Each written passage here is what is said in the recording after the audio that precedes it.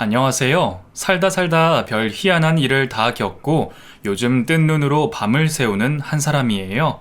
세상에 이런 일도 다 있나 싶고 대체 나한테 왜 이런 일이 생겼나 싶고 어디 화풀이할 곳도 없어서 터지는 속을 달래고자 이곳을 찾아왔습니다. 소개되는 사연들 들어보니 어떻게 저런 일이 다 있나 싶던데 제가 겪은 일도 상상을 초월하는 일이니 한번 들어보세요. 제가 몇 날 며칠 잠도 제대로 못 잘 정도로 기가 차게 만든 사람은 내 평생의 악연인 전 남편의 어머님이에요. 전 남편의 어머니면 인연이 끝났을 텐데 뭘 그리 두고두고 기가 찰 일이 있겠나 싶으시죠? 그 이야기를 하자면 전 남편의 이야기를 먼저 해야겠네요. 전 남편인 그 사람과는 일을 하면서 처음 만난 사이예요. 결혼 전에 다니던 직장이 있었는데 거기에 일하고 있던 직장 동료였죠. 연애를 잘 못해서 오랫동안 혼자 지냈던 저는 매일 직장과 집을 오가며 다른 취미 생활도 없고 오직 일하는 것만 알고 지내던 노처녀였어요.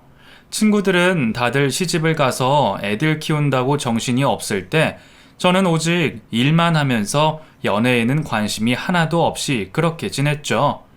부모님은 나이가 차도 시집갈 생각이 없는 저를 답답해 하셨지만 저는 그런 제 생활에 불만이 하나도 없었어요. 오히려 결혼 생활에 허덕이는 친구들을 보면서 왜 저렇게 힘들게 사나? 한심하게 생각할 정도였죠. 내 친구 세영이 알지, 엄마? 세영이가 왜 애가 둘이잖아. 둘이 연년생이라 손이 진짜 많이 갈 텐데 글쎄, 걔 남편이 맨날 늦게 집에 온대. 주말에는 자기 피곤하다고 애들 봐주지도 않는다는 거 있지? 완전 독방 육아래. 걔 왜 그렇게 사는지 몰라. 걔 얼굴이 예쁘장해서 남자한테 인기 진짜 많았는데 시집을 잘못 간 거야. 그치? 남자가 바깥일 하다 보면 늦게 들어오기도 하고 그렇지. 다들 그렇게 사는데 그게 뭐 대수야? 친구 남편 흉보지 말고 너도 제발 시집이나 가. 엄마 좀 그만 부려먹고. 엄마는? 내가 일부러 안 만나요? 그러니까 엄마 아빠가 멀쩡하게 낳아줬는데 뭐가 문제라서 아직도 노처녀냐? 응? 친구 결혼 생활 훈수나 두는 저를 엄마는 속이 터져라 남자 만나라고 노래를 부르셨어요. 이러다가 진짜 평생 혼자 살게 될까봐 그게 무섭다며 한숨을 쉬셨죠. 저도 결혼을 절대로 안 하겠다는 생각은 아니었는데 그렇다고 아무나 하고 결혼하는 건 아니잖아요. 어린 시절 친구랑 하던 소꿉장난도 아니고 결혼하게 되면 자식도 낳고 살아야 할 텐데 적어도 저는 마음이 맞는 사람과 그렇게 살고 싶었거든요. 그러자면 자연스럽게 만남을 가지는 게 좋은데 그게 어려운 사람이 바로 저였어요.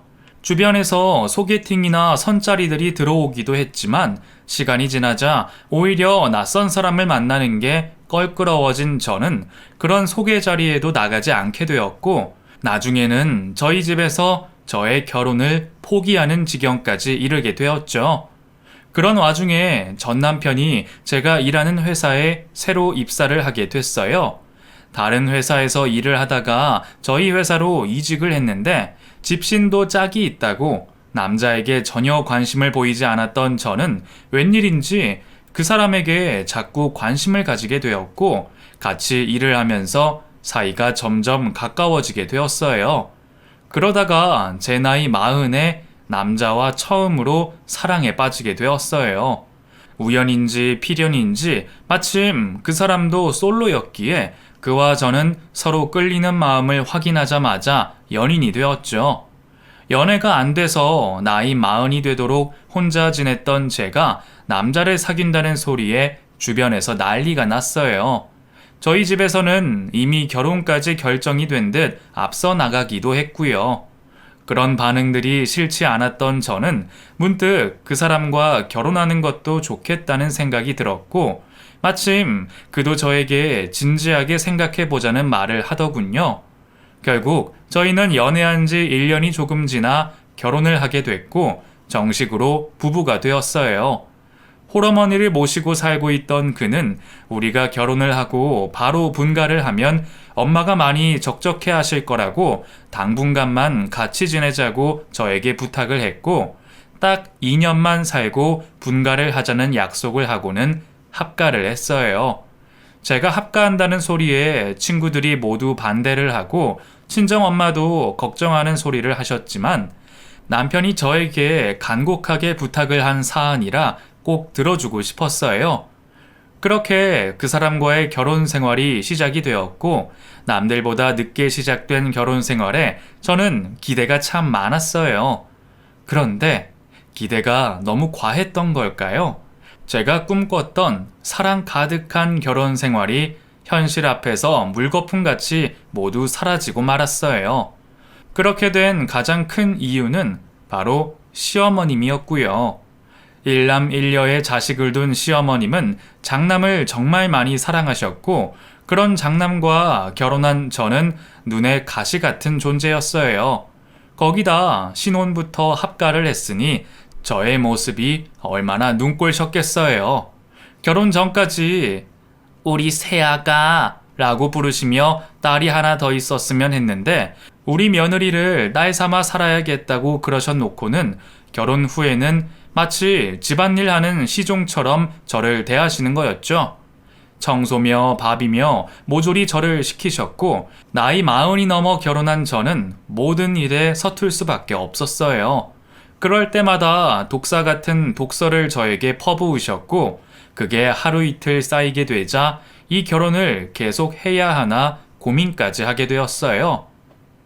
당신 표정이 너무 안 좋은데 오늘 엄마랑 같이 있는 게 힘들었어? 결혼하면서 일을 그만둔 저와 달리 제가 다니던 회사에서 계속 근무 중이던 남편은 일이 끝나고 집에 오면 제 안색부터 살펴보고는 했어요. 자기가 없는 동안에 혹시나 어머님과 뭔 일이 있을까봐 회사에서도 계속 신경을 쓰고 있다는 남편에게 집안일로 신경 쓰이게 하고 싶지 않았지만, 그렇다고 속상한데 즐거운 척은 못하겠더라고요. 남편이나 저나 나이가 있었던 터라 다른 여느 신혼처럼 아기자기한 느낌은 없을 수 있었지만, 아무리 그래도 신혼인데 이건 아니다 싶었던 적이 한두 번이 아니었어요. 대기업은 아니었지만 나름 큰 중소기업에서 일하면서 커리어를 쌓았고 나름 인정도 받고 있던 제가 직장을 그만두면서까지 선택한 결혼인데 말이에요. 남편 명의의 아파트가 하나 있는데 2년 뒤에 분가할 때 마침 전세가 끝나서 그곳에 저희가 들어가서 신혼을 꾸밀 계획이었어요. 그래서 결혼할 때 아무런 혼수도 준비하지 않았죠. 시어머니는 그게 불만이셨던 듯 시도 때도 없이 그 이야기를 하셨어요. 한 번은 다 같이 아침을 먹는데 그날은 아침부터 냉장고 문을 몇 번이고 열고 닫으면서 30년을 썼더니 쟤도 이제 말을 안 듣는구나. 냉장고가 왜요? 고장났어요? 고장날 때도 됐지. 남들은 며느리 들어올 때 시댁 가전도 싹 바꿔주고 그런다던데 우리 집은 어찌된 일인지 숟가락 하나 해온 게 없어. 엄마, 또 왜 그러세요? 우리 이 집에서 계속 살 것도 아니고 그래서 준비 안 한 건데. 남편이 제 눈치를 보면서 시어머니께 말했지만 시어머니는 아랑곳하지 않고 뭐 얼마나 잘 채워 넣을 거라고 그러는지 원. 엄마, 내가 냉장고 바꿔줄 테니까 그만하세요. 남편이 시어머니에게 능청스럽게 굴며 그렇게 넘어갔는데 밥이 입으로 들어가는지 코로 들어가는지 모르겠더군요. 왠지 저를 탓하시는 듯한 말씀에 하고 싶은 말이 턱까지 차올랐지만 참고 또 참았습니다. 방에 올라와서는 남편은 계속 제 눈치를 보았고, 여보, 당신이 좀 이해해. 엄마가 늦게 며느리를 봐서 뭐 하고 싶은 게 많으신가 봐. 이렇게 말하며 어머님 편을 슬쩍 들더군요. 그래서 저도 속에 있던 말을 꺼냈어요. 말 나온 김에 이야기할게. 처음부터 신혼집구에서 나갔으면 내가 혼수를 왜 안 했겠어? 당신이랑 어머님이 원해서 지금 여기서 살고 있는 거잖아. 어머님 말씀대로 내가 시집 올 때 이 집 살림 다 바꿔주면 2년 뒤에 우리 분가할 땐 어떻게 할 건데? 어머님이 해주신대? 에이, 왜 그래? 엄마가 그냥 한마디 하신 거 가지고. 한마디? 나 이 집에 온 이후로 매일 저러셔. 좋은 말도 한두 번이지. 저런 소리 매일 듣는다고 생각해봐. 아무것도 해오지 말라고 했던 사람이 누군데 이제 와서 이러는 거야? 결혼한 지 석 달도 안 되어서 저는 큰 소리를 내고 말았어요. 남편도 처음에는 저를 다독거리더니 나중에는 아침부터 꼭 일해야 하냐고 신경질적으로 외투를 챙겨서 나가버리더라고요. 출근하는 사람 붙잡고 화낸 것이 조금 미안하기는 했지만 연애 때는 모나지 않고 좋아 보였던 남편의 저 우유부단한 성격이 결혼하고 나서는 싸움의 원인이 되었습니다. 남편은 매사에 좋은 게 좋은 거지라며 쉽게 넘어가는 일이 많았는데 저는 성격이 좀 꼼꼼하고 예민했던 터라 그런 남편이 답답한 적이 한두 번이 아니었어요. 40 넘어서 한 결혼이라 시댁에서도 친정에서도 빨리 임신을 해야 할 텐데라며 걱정이라고 하도 말씀들을 하셔서 일까지 그만두고 이러고 있는데 남편이라는 사람은 그런 제 속도 모르고 생길 때 되면 다 생겨. 너무 조급하게 생각하지 말자고 하며 속편한 소리를 했습니다. 연애 기간이라고 해봐야 사내 커플이다 보니 매일 보긴 봤어도 그렇다 할 데이트가 많지는 않았어요. 그리고 원래 사내 연애라는 것이 우물안 개구리처럼 직장 안에서 그 사람이 되게 멋지게 보이는 게 있잖아요. 제가 딱 그랬던 거죠. 실상 결혼을 해보니 남편의 장점으로 보이던 것들이 단점으로 다가오면서 저를 힘들게 했어요. 대학교 졸업하고 결혼 전까지 한 번도 일을 안 해본 적이 없던 저였기에 집에서 쉬고 있는 그 시간도 정말 답답하더라고요. 거기다 시어머님과의 트러블까지 정말 너무 힘든 시간들이었어요. 친구들이 결혼하고 닥칠 현실적인 문제들로 저에게 하소연을 할 때마다 그러게 왜 결혼했냐면서 왜 그러고 참고 사냐면서 했었는데 이제는 제가 그 모습이 되었습니다. 스트레스 때문에 저는 급격하게 살이 찌기 시작했고 그런 제 모습을 보면서 시어머니의 잔소리는 더욱 심해졌죠. 예, 너 계속 살이 그렇게 쪄서 어쩌니? 임신 준비하는 애가 그래서 되겠어? 아무래도 여자가 나이가 있으니까 임신이 잘 안 되는지. 이러다가 우리 김씨 집안 대가 끊기겠어. 에휴. 이런 말씀도 제 앞에서 서슴없이 하셨어요. 저의 스트레스는 날로 심해졌죠. 그러던 어느 날 비가 억수같이 내리던 날이었습니다. 남편이 퇴근 시간이 지나도 오지 않아서 무슨 일이 있는 건가 걱정을 하고 있는데 모르는 번호로 전화가 왔습니다. 병원 응급실이었어요. 남편이 사고로 지금 위중하고 바로 수술에 들어가야 한다고요. 소화기를 든 제 손이 덜덜 떨리기 시작했고 다리에 힘이 풀리더군요. 지금도 그날을 생각하면 심장이 멎는 것 같습니다. 무슨 정신으로 갔는지도 모를 만큼 저는 반 이성을 잃은 채 병원으로 갔고 그곳에서 충격적인 이야기를 듣게 됩니다. 최선을 다했지만 의사의 말이 끝나기도 전에 저는 바닥에 털썩 주저앉았습니다.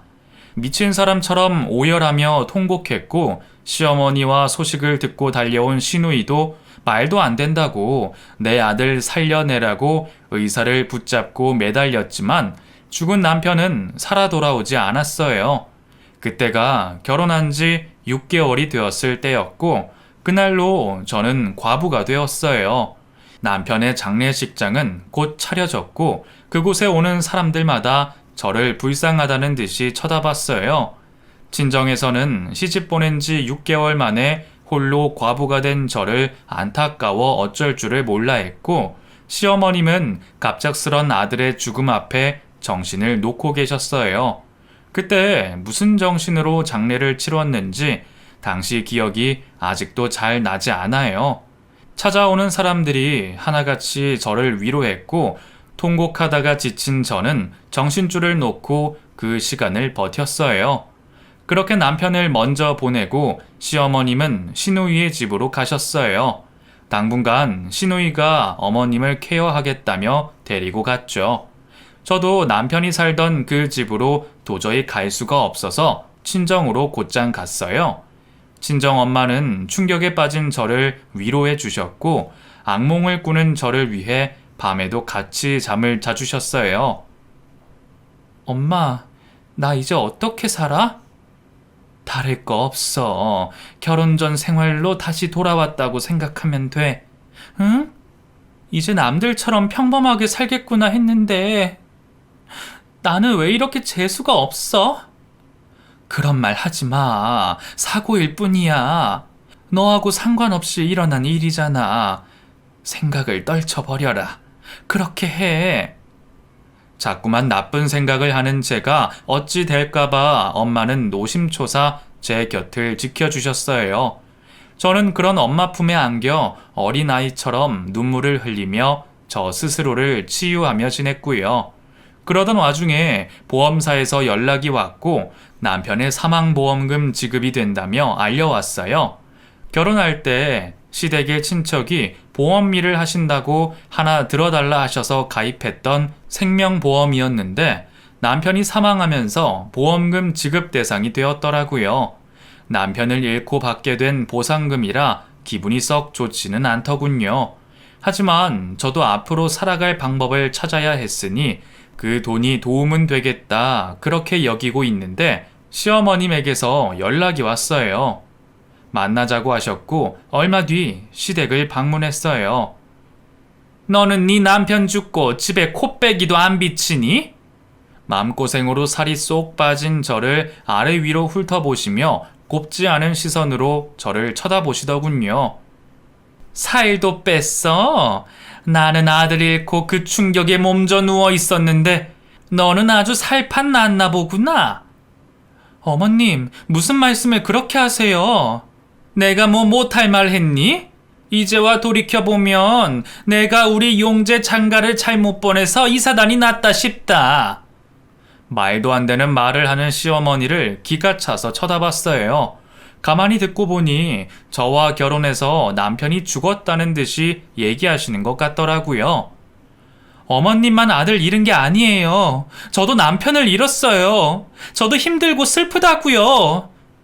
너랑 나랑 지금 같다고 하는 거니? 어이가 없네. 그건 됐고 용재 사망보험금 나오지? 그거 나 다오.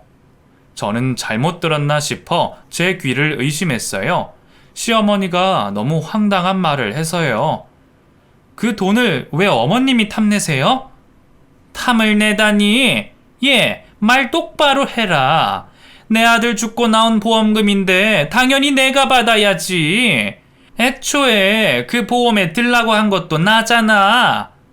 내가 어이가 없다는 듯 나오자 오히려 큰 소리를 치며 아들 목숨값을 운운하는 시어머니였어요.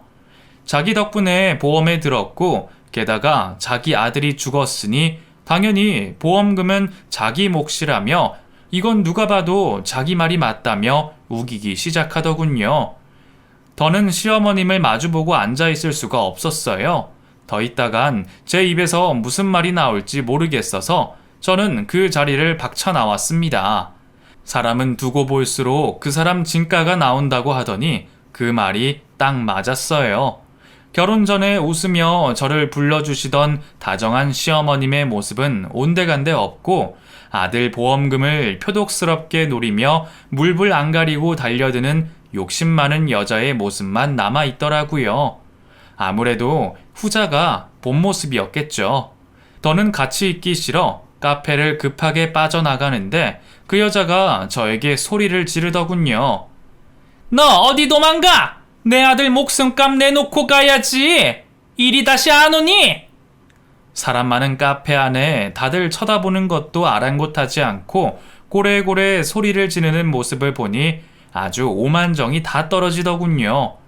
저는 더 빠른 속도로 거기를 벗어났고 그 여자와 멀어지자마자 제 핸드폰은 불이 난 것처럼 전화벨이 울리기 시작했어요. 당연히 시어머님의 전화였고 제가 받지 않자 문자를 수십 개씩 보내오기 시작했어요. 진절머리가 나서 핸드폰을 꺼버렸어요. 잘못 걸려도 단단히 잘못 걸렸구나 싶더군요. 며칠 핸드폰을 끄고 살아야겠다 싶어 그렇게 했는데 제가 연락이 안 되자 그 여자는 친정집으로 연락을 하기 시작했고 저희 부모님까지 못 살게 구는 겁니다. 돈이 그렇게 좋으냐? 보험금 혼자 다 꿀꺽하고 싶어? 얘 진짜 무서운 애네. 내가 그렇게 되도록 가만히 둘 것 같아? 법으로 해. 법대로 하자고. 해도 너무 경우가 없는 모습에 어이가 없어 정말 질려버리겠더군요. 나중에는 시누이까지 합세해 소송 운운하며 돈을 내놓으라고 했고 더 이상 상대하고 싶지 않아서 저는 보험금 반을 줘버렸어요. 법적으로 해도 안 되는 건 아시죠? 보험금 반 드릴게요. 그러니까 더 이상 저 괴롭히지 마세요. 아셨죠? 그렇게 해서 겨우 그 두 모녀를 뗄 수 있었어요. 돈이 목적이었던 두 사람은 그렇게 저와 인연을 끊게 되었고 앞으로 영영 볼 일 없길 바라며 저도 홀로 서기를 준비하게 되었어요. 사별에 대한 충격이 컸던 저는 다시는 결혼하지 않겠다는 다짐을 하게 됐어요. 애초에 연애도 잘 안 되던 저였기에 누구를 다시 만나 공을 들여 연애하고 결혼까지 하는 게 쉽지는 않겠다 싶기도 했고요. 그러려면 평생 먹고 살아야 하는 게 있어야겠다는 생각에 직장은 답이 아니라는 결론이 나더군요. 그래서 제가 모아둔 돈이랑 남편 보험금을 보태서 사업을 구상하게 되었고 여러 가지 고민 끝에 펜션 사업을 하기로 결정했어요. 지방에 부모님이 사둔 작은 땅이 있었는데 그곳에 펜션을 짓기로 결정하고 있는 돈 없는 돈 다 끌어다가 집을 지었죠. 여유 없이 정말 도전 정신으로 시작된 펜션 짓기는 조금이라도 돈을 아끼려고 제가 할 수 있는 것들은 직접 하면서 정성을 쏟았어요. 근처에서 먹고 자면서 인테리어 하나하나 마당에 돌멩이 하나 챙기며 그렇게 제 손으로 완성해 나갔죠. 그렇게 집을 짓는 동안 저는 조금씩 마음의 병이 치유되는 걸 느꼈습니다. 낮 동안 고된 일을 하면서 잠 못 이루던 불면증도 고치게 되었고 힘을 써야 하는 중노동을 위해 입맛이 없던 밥맛을 찾게 되었어요. 그리고 그냥 돌무더기만 있던 그곳을 나만의 취향으로 집을 만들고 나니 뭔가 해냈다는 성취감에 저 스스로가 대견하게 느껴지더라고요. 결혼 전에도 남들과 다른 삶에 알게 모르게 패배감이 있었고 남편마저 잃고 난 뒤에는 좌절감도 컸던지라 내 인생에 대해 절망감만 있었거든요. 그래서 우울감을 이겨낼 수가 없었는데 그 못난 마음들이 집이 완성된 후에는 어느새 다 사라지고 없더라고요. 그렇게 변화된 제 자신을 보고 나자 이 일이 내 천직인가 하는 생각이 들 정도로 자신감도 붙게 되었어요. 워낙 자본금 없이 시작한 일이라 홍보하는 것도 어렵고 외지에 있어 찾는 손님도 드물었어요. 저 혼자 그곳에서 먹고 자고 하면서 손님이 없지만 쓸고 닦으며 애정을 쏟았더니 어느새 왔던 손님이 한 번 더 오게 되고 그 손님이 입소문을 내주게 되면서 조금씩 예약이 늘기 시작했습니다. 사장님, 어쩜 이렇게 깨끗하게 관리하세요? 시설이 너무 깨끗하고 인테리어도 너무 아기자기해서 또 오고 싶어요. 좋게 봐주셔서 정말 감사합니다. 또 놀러 오세요. 다음에는 서비스도 드릴게요. 역시 장사할 줄 아신다니까. 네, 또 올게요. 장사라고는 머리털 나고 처음 해보는 일이었지만 찾아주시는 분들께 감사한 마음으로 대했더니 모두들 저더러 장사를 잘한다고 하더라고요. 그렇게 손님들과 친해지고 그 손님들이 잊지 않고 또 찾아주시면서 제 펜션 사업은 그야말로 대박을 치기 시작했어요. 게다가 저희 펜션이 있는 자리가 강도 있고 뒤로는 명산이 있어서 딱히 비수기가 따로 없을 정도로 만석이 되자 손님들의 권유로 증축을 하게 되었고 다른 지역에도 펜션을 몇 개 더 짓게 되었죠. 정말 사업이라고는 하나도 모르던 제가 10년이라는 시간이 흐르는 동안 5개 지역에 펜션을 운영하는 사업가가 되어 있었어요. 그러는 동안 가족 같은 직원도 생기고 통장에 상상도 못할 돈이 쌓이게 되었습니다. 물론 그 모든 일들은 저 혼자였다면 절대로 이루어질 수 없는 일이었어요. 만년 직장인이 사업을 할 수 있게 된 데는 모두 가족의 지원이 있었기에 가능한 일이었죠. 제가 하는 일이 잘 되자 부모님은 제 일을 도와주시기 위해 하시던 일도 접고 펜션 사업에 뛰어드셨어요. 그야말로 가족 사업이 된 거죠. 정말 더는 바라는 것 없을 정도로 제가 이룬 것들이 뿌듯하고 좋았어요. 그 와중에 중매를 서겠다는 사람들이 있었지만 결혼을 하고 싶은 마음이 전혀 없었기에 그런 자리를 마다하고 지냈어요. 일을 하다 보니 일적으로 알게 되는 사람들도 있었는데 그 중에 저에게 마음을 표현하는 사람도 있었어요. 물론 사람이 혼자 사는 것보다 함께 늙어갈 배우자가 있는 게 좋겠지만 왠지 인연을 만드는 게 꺼려지더라고요. 그리고 솔직히 연애할 정신도 없었고요. 그렇게 일에만 파묻혀 지내던 중 펜션 손님 중에 제가 아는 사람을 만나게 됩니다. 바로 사별한 남편의 어머니였죠. 10년 전 그렇게 못 볼 꼴 다 보고 인연을 끊었던 사람이었는데 친구들과 여행을 왔다면서 저에게 살갑게 인사를 건네는 시어머님이었어요. 그동안 잘 있었니? 못 본 사이에 정말 많이 변했구나. 네, 잘 지내셨어요? 사무적으로 딱딱하게 대하는 저의 손을 잡으며 눈웃음을 치는 내 앞의 사람이 참 낯설게 느껴지더군요. 예전 감정이 사그라지지 않은 상태여서 마주보고 있는 것도 많이 불편했어요. 오늘 저녁에 나랑 잠깐 얘기 좀 하자. 시간 내줄 수 있니? 이렇게 부탁하마. 저에게 할 말이 있다며 시간을 내달라고 하며 부탁한다는 모습이 어찌나 낯설던지 제가 알던 그 사람이 맞나 싶더라고요. 손님으로 온 사람을 감정적으로 대하기가 어려워서 그날 저녁 둘이서 차를 한잔 하게 되었는데 시어머니는 저에게 대뜸 사과를 하더군요. 예전에 내가 너한테 너무 모질게 굴었지? 정말 미안하다. 그때는 우리 용재 잃고 나도 제정신이 아니었어. 그때 그 일을 사과하면서 대뜸 눈물을 보이더군요. 전혀 예상하지 않았던 모습이라 많이 당황을 했어요. 아니에요. 이제 지난 일인데요, 뭐. 저도 이제는 제 일이 바쁘고 해서 신경 안 써요. 그래. 정말 잘했다. 나는 네가 펜션 사업을 한다고 해서 얼마나 놀랐는지 몰라.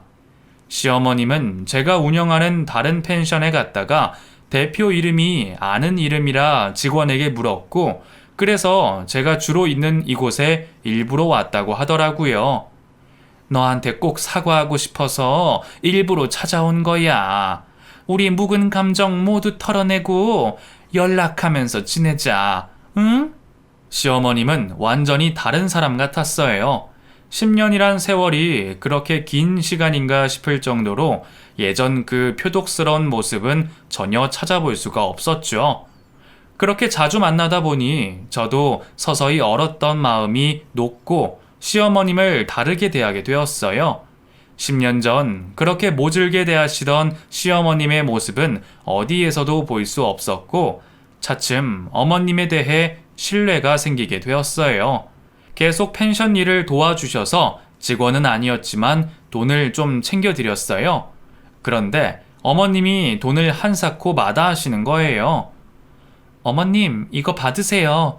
도와주신다고 하셨지만 이렇게 챙겨드려야 저도 마음이 편해요. 우리 사이에 무슨 돈이니? 어서 도로 집어넣어. 나는 너랑 이렇게 얼굴 보고 지내는 것만도 너무 좋다. 그건 저도 그래요. 사양하지 마시고 받으세요. 그래야 저도 어머님께 계속 부탁드리죠. 자꾸 거절하시기만 하셔서 저는 계속 손에 쥐어드렸어요.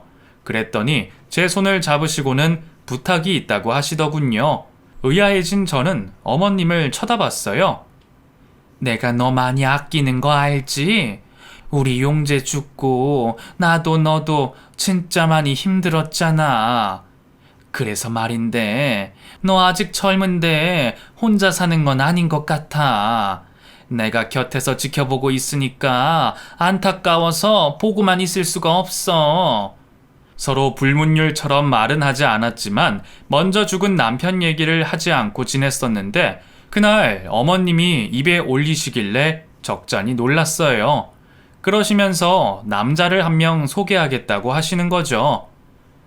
나도 일 때문에 알게 됐는데 오래 두고 본 사람이야. 요즘 사람 같지 않게 참 믿음직스럽고 그래.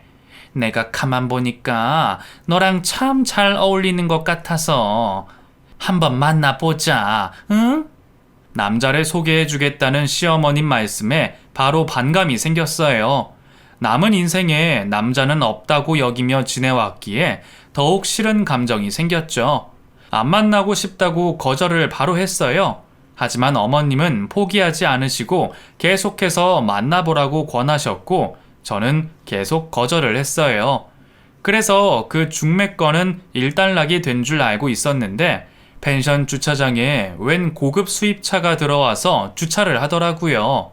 예약 손님은 아닌 것 같아서 쳐다보고 있자니 그 차에서 웬 남자가 내렸고 뒤에 있던 시어머님이 그를 반갑게 맞이하시더군요.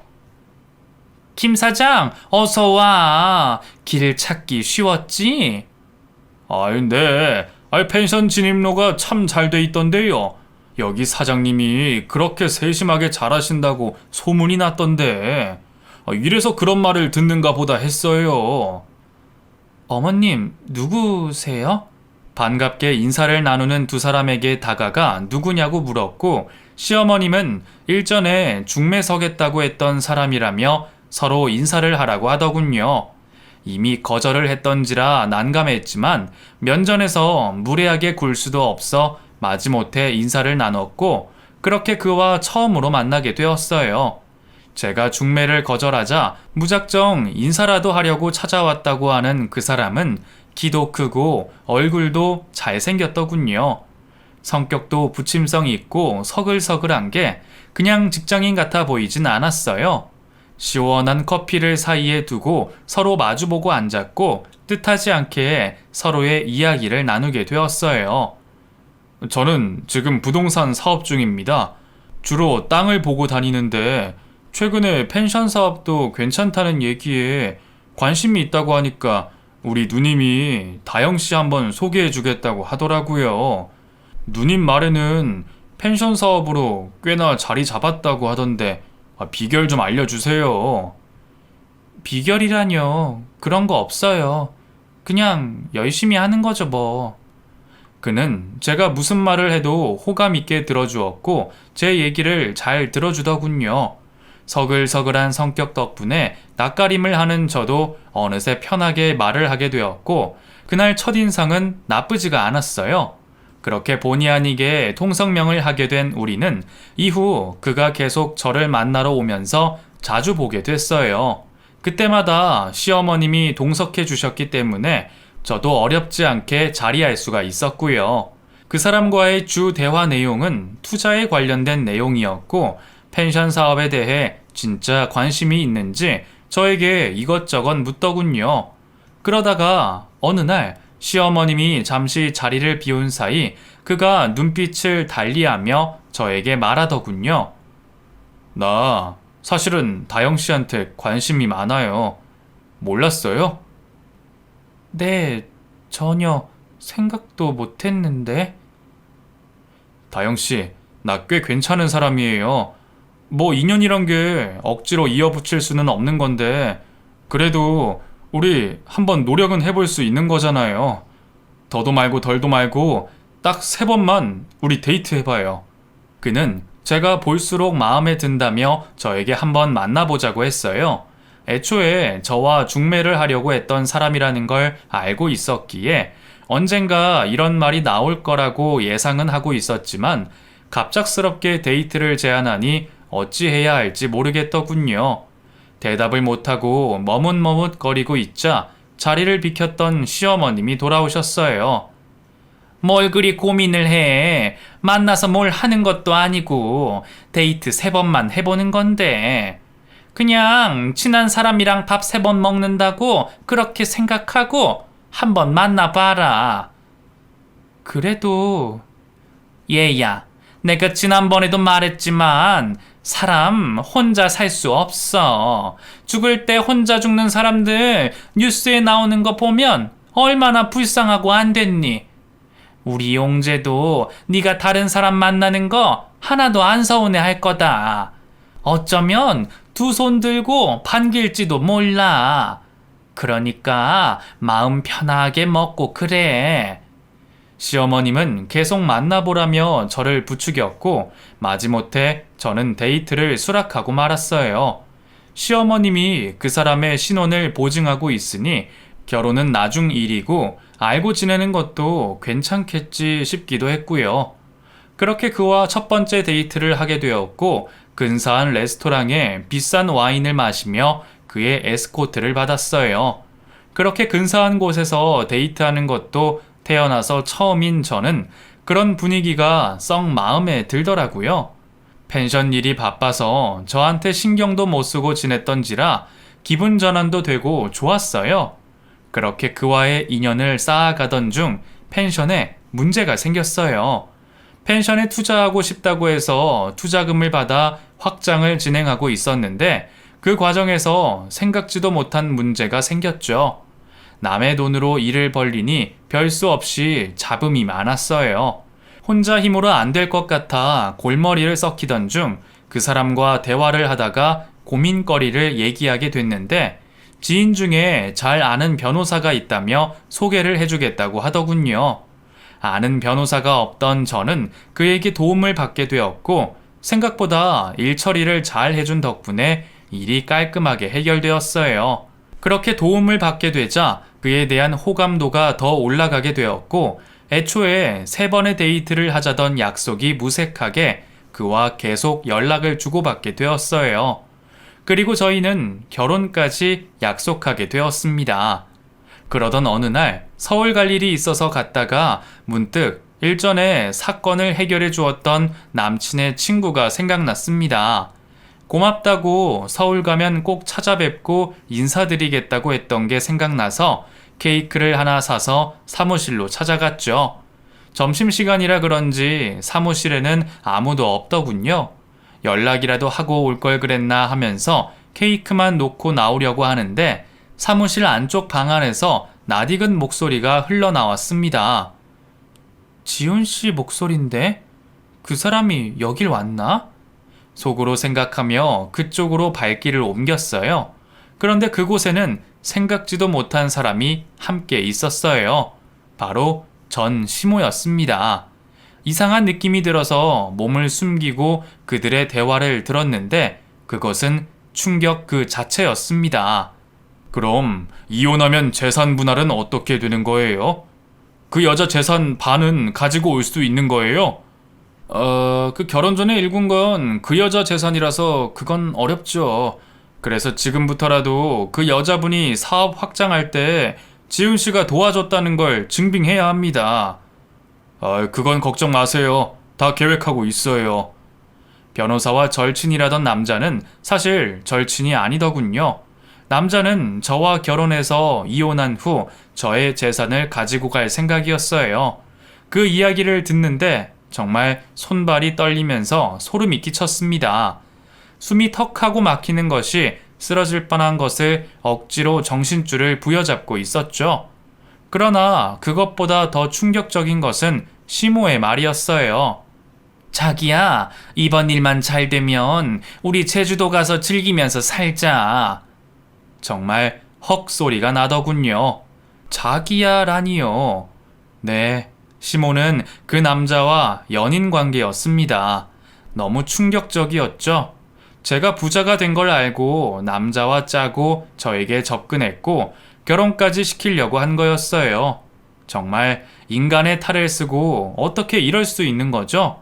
제 귀로 듣고도 저는 믿어지지가 않았습니다. 정말 눈물도 안 나더군요.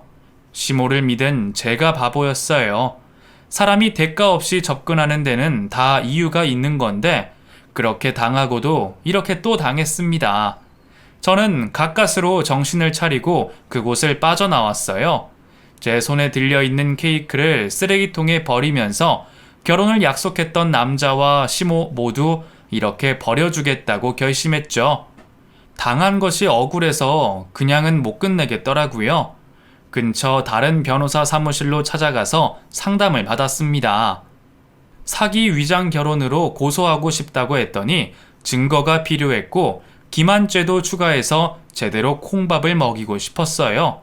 그날 이후 저는 남자와 시모와의 관계를 증명하기 위해서 계획을 세웠어요. 그 둘 앞에서는 아무렇지도 않게 행동하면서 말이에요. 그날도 어김없이 시모는 제 일을 도와주었고, 어머니, 오늘 저녁에 지훈 씨랑 같이 저녁 어떠세요? 응? 나야 좋지. 둘이 데이트하지 그래. 거기 내가 껴서 뭐하노? 에이, 모르는 사이도 아니고 같이 식사하세요. 룸에서 고기 구워 먹어요. 지훈 씨한테도 이야기할게요. 그래, 그러자꾸나. 그렇게 저는 제가 생활하는 펜션 룸에 둘을 초대했어요. 저의 계획 아래 마련된 식사 자리, 고기에 소주도 한 잔씩 기울이면서 시간을 보냈습니다. 다들 얼큰하게 술에 취했고, 물론 저는 술을 먹는 척 하면서 버리고 페이스 조절을 했어요. 그리곤 일부러 취한 척을 했죠. 아, 너무 급하게 마셨나봐. 너무 취하네. 다영씨, 괜찮아요? 얼굴이 빨갛네. 피곤한데 마셔서 더 그런가 봐. 나 좀 누워있을게요. 두 분은 더 마셔요. 에이, 우리 다영씨 없는데 무슨 재미로. 아니에요. 나 때문에 벌써 파토 나면 내가 미안하죠. 좀만 누웠다가 다시 합류할게요. 괜찮겠어요? 그럼요. 그렇게 저는 펜션 복층으로 올라갔습니다. 그들은 테라스에 CCTV를 설치해 놓은지도 모르고 제가 올라간 후 애정 행각을 벌리더라고요. 위층에서 핸드폰으로 그 모습을 보는데 정말 더럽고 역겹고 치가 떨렸습니다. 그리고 둘의 대화도 고스란히 녹화되고 있었어요. 자기야, 이 짓도 곧 끝나니까 우리 좀만 참자. 멍청한 여자 같으니. 둘이서 키득거리면서 제 욕을 해대는데 정말 참을 수 없는 분노가 올라왔습니다. 이를 악물고 그 순간을 참았고 다음날 저는 그 남자의 뒷조사도 하기 시작했어요. 부동산 사업을 한다는 그 남자는 알고 보니 여자들 상대하는 호스트바에서 일하는 남자였어요. 나중에 안 사실이지만 시모가 그 가게 단골이었다고 합니다. 죽은 남편이 남긴 생명보험금으로 유흥에 빠져 흥청망청 다 쓰고 말았던 거죠. 남자 또한 시모의 돈 때문에 간 쓸개 다 빼주며 옆에 붙어 있었던 거고요. 직업도 속이고 철저하게 저를 속였던 남자와 시모, 둘의 파렴치한 행각들을 만천하에 알리고 싶었어요. 그리고 드디어 그날이 왔습니다. 그날은 제 웨딩드레스를 고르는 날이었어요. 혼자 못 고르겠다고 시모에게 동행을 부탁했죠. 순백의 드레스를 입고 나올 저를 상상했겠지만 커튼이 열리고 저는 둘 앞에 경찰과 함께 등장했습니다. 어안이 벙벙한 둘, 저는 남자를 꽃뱀으로 신고했어요. 그간에 모아놓은 카톡 대화들, 그리고 법적 효력은 없었지만 펜션에서 촬영했던 CCTV, 둘의 얼굴은 사색이 되었고 남자는 시모가 다 시킨 거라면서 제발 용서해달라고 빌더군요. 남자의 무릎이 그렇게 가벼운 줄 그날 처음 알았네요. 손이 발이 되도록 비는 남자, 그도 그럴 것이 이미 꽃뱀 사기로 3번이나 전과가 있는 남자였어요. 다 저 여자가 시켜서 한 거라고요. 위자료 챙겨서 나오면 반 떼주겠다고요. 자기야, 무슨 소리야? 이 할마씨가 노망났나? 당신이 다 시킨 거잖아. 모든 거짓이 들통나자 제가 옆에 있는데도 상관없이 서로를 헐뜯기 시작했어요. 시몬은 그 남자가 진심으로 자기를 사랑한 줄 알았던지 남자가 내뱉는 말에 충격을 받고는 결국엔 울상을 지으며 울기 시작하더군요. 나 사랑한 거 아니야? 어떻게 나한테 이래? 내가 너한테 얼마나 잘해줬는데? 잘해주긴. 젊은 남자 끼고 놀았으면서 그 정도도 안 하려고 했어? 아이씨, 똥 밟았네 진짜. 둘은 계속해서 실랑이를 벌였고 그 꼴을 지켜보는 저는 두 사람이 한심스러워 그 자리에 있기가 싫었어요. 분을 참지 못하고 그에게 달려드는 시모를 보고는 유유히 그곳에서 벗어났어요. 그리고 그 둘을 사기로 고소했습니다. 아직 법정 공방 중이라 깜빵에는 못 집어넣었지만 꼭 둘 다 콩밥을 먹게 하고 싶어요. 그 일이 있고 난 후부터 더욱 사람을 믿지 못하게 되었어요. 꼭 결혼을 해야 행복하게 늙는 건 아니잖아요. 내 사업 열심히 하면서 봉사활동도 하고 그렇게 살아가려고 합니다. 제 얘기는 여기까지예요. 끝까지 들어주셔서 고맙습니다. 더워지는 날씨 몸 건강하세요.